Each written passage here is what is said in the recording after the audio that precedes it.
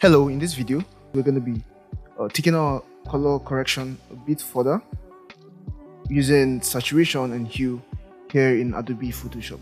So we're going to go to adjustments and choose saturation and hue. So we have our saturation and hue layer, and this is the interface of the saturation and hue panel, right? So we have hue here, we have saturation. So we're going to start with saturation. So what is saturation? Saturation basically makes our image colors more saturated or less saturated. So it makes our colors richer or poorer. Okay, so if we click on the slider and take it to the left hand side, we can see that we are losing colors. Okay, it basically works like the vibrance, but it's more intense. So we can take it to the left hand side to lose colors. We can take it to the right hand side to gain color. So you can see it's too much here. It's too much here, but this level will be perfect. Okay, this level will be perfect. So 34 or 32, 34 will be perfect, really. So let's see 33. So 33 will be a perfect level for saturation. So you can see how saturation has brought our image to life, basically. We have the lightness here, which does basically this.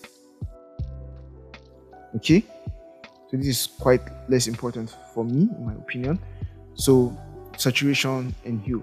Now we have hue here, which changes the entire colors on our image.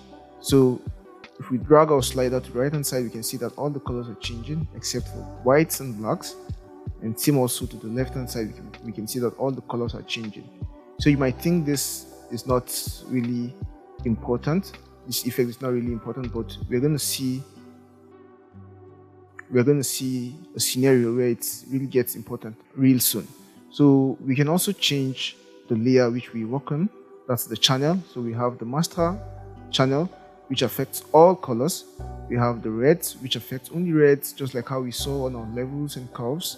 We have the yellows, which affect only yellows. So say we want to change only red color, we can, or we want our hue to affect only red colors, so we can see that it's only affecting the red colors, even though it's not very perfect because we don't have exact red colors, and this is kind of a complex scenario for hue to work perfectly. Okay, but we're going to look at a more perfect scenario or a more ideal scenario. So that's basically it. We have different color channels which we can adjust individually, and we have the master channel which affects all the colors. Okay, so that's basically what you need to know about this hue and saturation. Now we can close it or hide it to see the effect we've added, and unhide it to see the effect. Okay, perfect. Now I'm just going to bring in one more image. That's this image, that's color correction 5.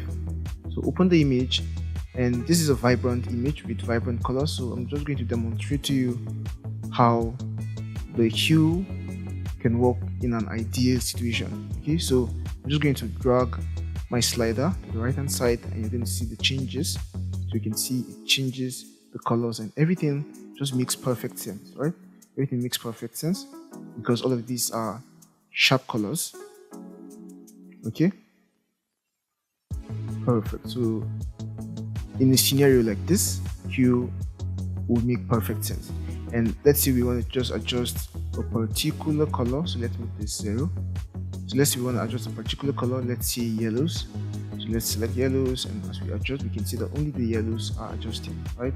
So it's more accurate in this scenario, but we're going to look at a scenario or an effect that makes selective color correction even more accurate.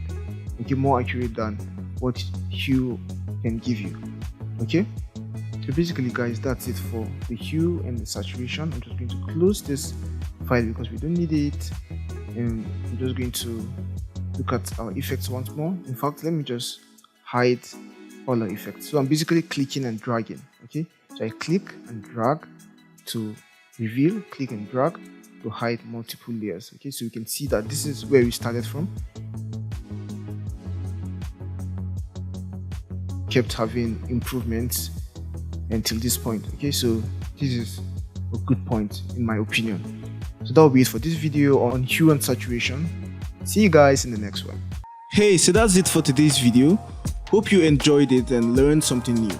If you did, please give this video a thumbs up and leave a comment below. If you want to see more videos like this, make sure you hit the subscribe button and the notification bell so you don't miss any future uploads. We post new videos every week covering topics in the fields of graphic design and illustration, motion graphics and video, branding, and more.